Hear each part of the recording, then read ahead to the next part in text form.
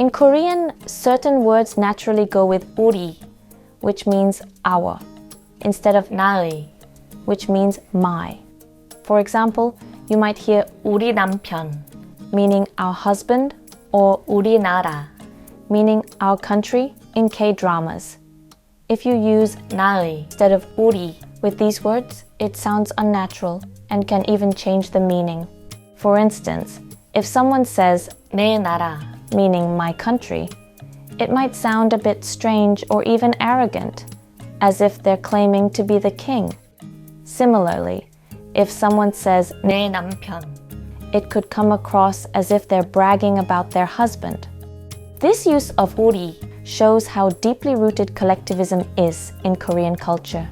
Even though society is becoming more individualistic, this tradition still appears in the way we speak.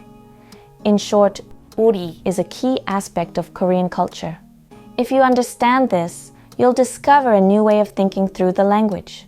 Now let's go over 6 sentences that show how 우리 is used. Read along with me. 우리 남편은 요리를 좋아해. 우리 엄마는 의사야. 우리 아빠는 경찰이야. 우리 학교는 남녀공학이야. 우리 가족은 3명이야. 우리나라는 겨울에 아주 추워. Now what about your culture?